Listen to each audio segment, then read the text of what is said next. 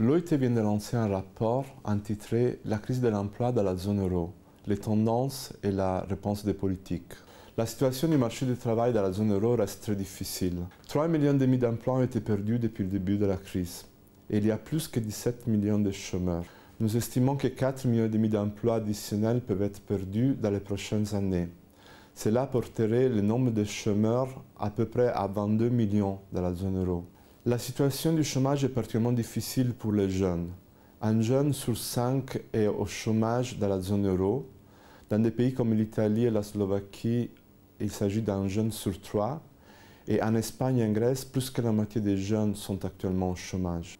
La stratégie politique de l'OIT consiste de 3 éléments. D'abord, réparer le système bancaire.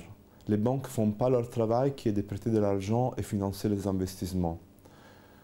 Le deuxième élément, c'est on relance des investissements. Des investissements publics dans des activités productives peuvent relancer l'investissement privé et donc relancer la croissance et l'emploi.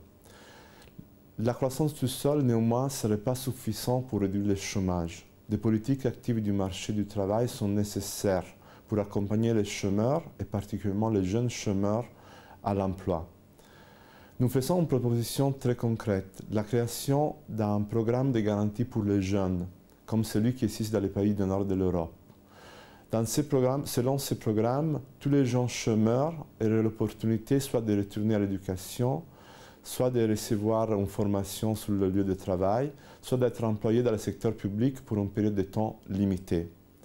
Cela permettrait aux gens d'acquérir des expertises et d'être prêts à rentrer au marché du travail au moment où la croissance sera de retour. Nous estimons que le coût de ce programme de garantie est très limité, moins qu'un demi-point des dépenses publiques des gouvernements de la zone euro.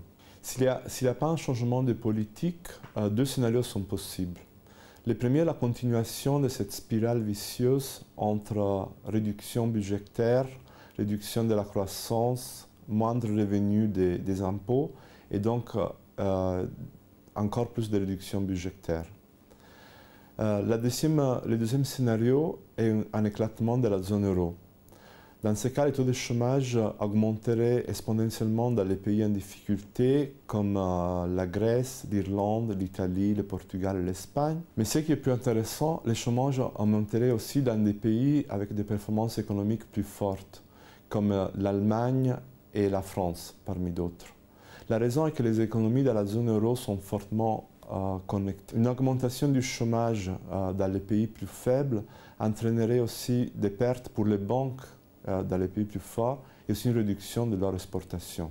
La stratégie politique proposée du BIT pourrait conduire à une augmentation de l'emploi. Nous estimons que ces politiques pourraient créer plus que 1,5 million d'emplois d'ici en 2014.